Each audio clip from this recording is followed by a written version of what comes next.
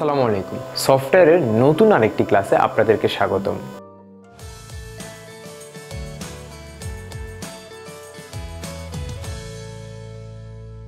এই ক্লাসটি কিন্তু আমাদের সফটওয়্যারের একদম সর্বশেষ ক্লাস, ঠিক আছে? আমরা সফটওয়্যার এবং হার্ডওয়্যার সম্পর্কে জানতেছিলাম। তো মূলত কিন্তু আমরা সফটওয়্যার সম্পর্কে এখানে জাস্ট আমরা ধারণা নিচ্ছি। সফটওয়্যারের কিন্তু আমাদের টোটাল একটা ক্লাস কিন্তু এখনো বাকি রয়ে গেছে, যে আসলে সফটওয়্যারের কাজগুলো আমরা কিভাবে করব, প্র্যাকটিক্যালি কিন্তু কাজগুলো এখনো বাকি রয়ে গেছে। আমরা জাস্ট এখানে ধারণা দিচ্ছি। তো এই ধারণার একদম সফটওয়্যারের লাস্ট ক্লাসটা হচ্ছে আমাদের কি ইএসএন এবং হচ্ছে IMEI, ঠিক আছে? এখন ইএসএনটা কি? ইএসএন এর যদি আমি ফুল ফর্মটা বলি, সেটা হচ্ছে কি ইলেকট্রনিক সিরিয়াল নাম্বার।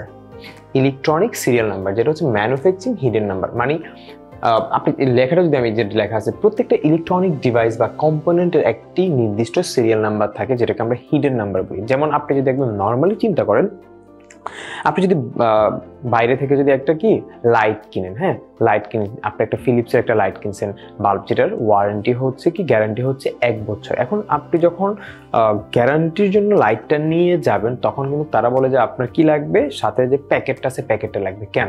কারণ হচ্ছে ওই প্যাকেটের মধ্যে একটা সিক্রেট কোড থাকে এবং কি লাইটের গায়ে একটা সিক্রেট কোড থাকে, একটা নাম্বার থাকে।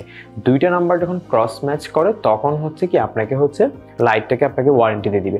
সেম ভাবে প্রত্যেকটা ইলেকট্রনিক্স ডিভাইসের কিন্তু একটা সিরিয়াল নাম্বার থাকে। আপনি যদি বাইক বলেন, ওভেন বলেন, মানে এভরিথিং যত কিছু আছে সব কিছুর কি থাকে একটা সিক্রেট কোড থাকে, একটা নাম্বার থাকে। ওইটাকে বলে কি ইএসএন। ইলেকট্রনিক্স কম্পোনেন্টগুলোরও এরকম বা ডিভাইসগুলোর এরকম একটা কি থাকে সিরিয়াল কোড থাকে, যেটাকে বলে ইএসএন। এবং এটা প্রত্যেকটা ইলেকট্রনিক্স ডিভাইসে কিন্তু এই ইএসএনটা আপনি পাবেন।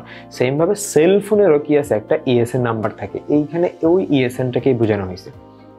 আরেকটা বলছিলাম কি IMEI, যেটা একটা সেল ফোনের জন্য মোস্ট ইম্পর্টেন্ট। IMEI এর ফুল মিনিং হচ্ছে কি international mobile equipment identity. IMEI এর ফুল মিনিং কি ইন্টারন্যাশনাল মোবাইল ইকুইপমেন্ট আইডেন্টিটি।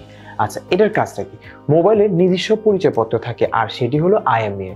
আর এটি 15 ডিজিটের হয়ে থাকে এবং চেক করার নিয়ম হচ্ছে *#06#, ঠিক আছে? এটা হচ্ছে IMEI চেক করার নিয়ম, *#06#। এখন এই IMEI-টা কি? আমরা যারা ধরুন বাংলাদেশের নাগরিক, আমাদের কি একটা পরিচয়পত্র আছে, যেটা কি ন্যাশনাল আইডি কার্ড। আইডি কার্ডের কি থাকে একটা নাম্বার থাকে। আর এই আইডি কার্ডটা যখন আমার কাছে আসে বাংলাদেশে, তার মানে আমি বাংলাদেশের নাগরিক।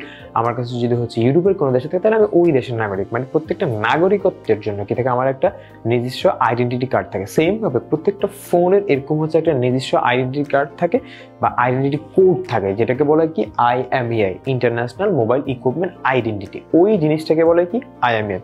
এই IMEI এর মাধ্যমে আসলে অনেক কিছু করা যায়। এই IMEI এর মাধ্যমে আপনার যাবতীয় ইনফরমেশন কিন্তু যে কোনো ভাবে এটাকে মানে নেওয়া যাবে। সেম ভাবে আপনি যেই কোনো ফোন যে একটা ধরেন আপনি বাংলাদেশে কোনো একটা বাইরে থেকে ফোন নিয়ে আসছেন, আপনি যদি বাংলাদেশি সিমটাকে আপনি ওই ফোনে ইন করেন, সাথে সাথে আপনার ইনফরমেশনটা কিন্তু গভর্নমেন্টের একটা সার্ভার থেকে সেখানে কিন্তু চলে যায়, সাথে সাথে চলে যায়।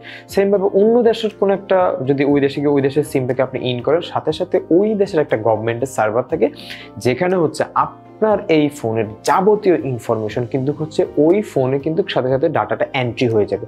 মানে চাইলে সেখান থেকে আপনাকে পুরো কন্ট্রোল করতে পারবে। আপনি কার সাথে কথা বলতেছেন, কোথায় টেক্সট করতেছেন, বা কোথায় আপনার লোকেশন যাচ্ছে, সব কিছু কিন্তু এইভাবে কিন্তু ট্র্যাক করা যায়, ঠিক আছে?